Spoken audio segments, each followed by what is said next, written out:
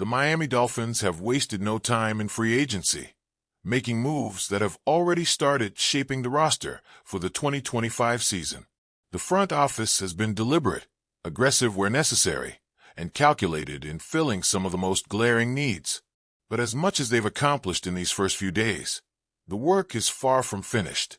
Gaps remain, obvious, pressing gaps that can't be ignored. The Dolphins have added depth, made key re-signings, and secured players to complement the roster. But there's still a lot left to be done before this team is truly ready to contend. Let's start with what's already been done. Miami addressed the backup quarterback situation by bringing in Zach Wilson, a move that comes with more questions than answers. Is he just insurance for Tua Tagovailoa, or is there some hidden potential the coaching staff believes they can unlock? Only time will tell, but for now, the Dolphins have a safety net behind their starter. Then there's Alexander Mattison, a physical runner added to the backfield. He's not here to take over the starting role. Raheem Mostert and Devon Achane have that under control, but he brings a different element to the offense. A bruising, downhill runner who can take some of the short yardage burden off Mostert's shoulders. On the offensive line, James Daniels arrives to reinforce the interior, a much-needed addition for a unit that struggled with injuries last season. He's a reliable presence at guard, and considering Miami's need to protect Tua at all costs, this move feels essential. Nick Westbrook-Ikine joins the receiving core, adding depth and a bigger-body target behind Tyreek Hill and Jalen Waddle.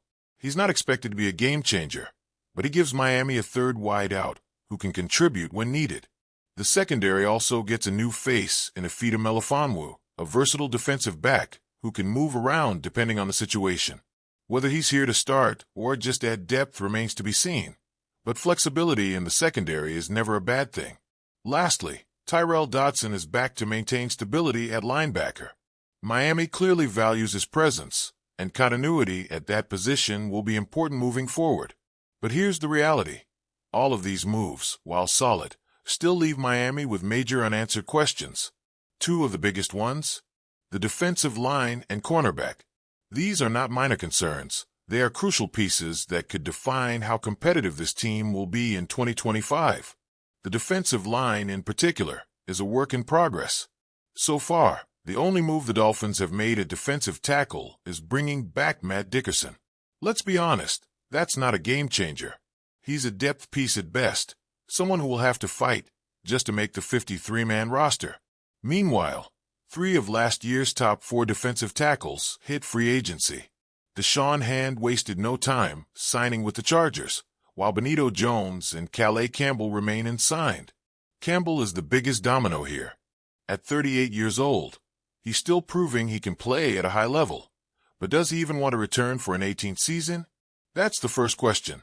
If he does, there's no doubt multiple teams will be interested, and the Dolphins will have to weigh whether it's worth waiting for his decision. If he chooses to play, Miami should absolutely be in the mix. But waiting could mean missing out on other potential solutions. That brings us to the draft. It wouldn't be surprising to see Miami use their first-round pick, number 13 overall, on a defensive tackle. If Mason Graham is still on the board, he could be the guy. But if he's gone, they'll have to look at other options like Kenneth Grant, Derek Harmon, Walter Nolan, Darius Alexander, or Joshua Farmer. There's talent in this draft class, but whether Miami wants to rely on a rookie to step in and contribute immediately is another discussion altogether. The free agent market isn't offering much at this stage. There are bodies available, but not necessarily difference makers. 3 former Dolphins, John Jenkins, Raekwon Davis, and Jordan Phillips, are still out there. Bringing one of them back could provide depth, but that's all it would be, depth. Davis is a particularly risky option after his abrupt release from the Colts due to a non-football illness designation, linked to high blood pressure issues.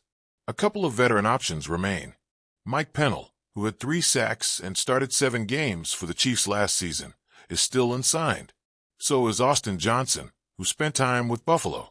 These are serviceable players, but again, Miami would likely be looking at rotational roles rather than immediate starters. Unless they can convince Campbell to return, the draft may be their best bet for finding someone who can step in alongside Zach Sealer and make an impact. And then there's the cornerback situation. Arguably an even bigger concern, the Dolphins made the decision to part ways with Kendall Fuller, creating a massive void in the secondary. Jalen Ramsey is locked in as one of the team's starting corners, but who lines up on the opposite side? Right now, there isn't a clear answer. One path Miami could take is the draft. If they're looking for a first-round option, Will Johnson from Michigan and Jaddy Barron from Texas both stand out as potential targets. Either one could step in and compete for a starting job from day one. But if the Dolphins want a more experienced player, free agency is still an option.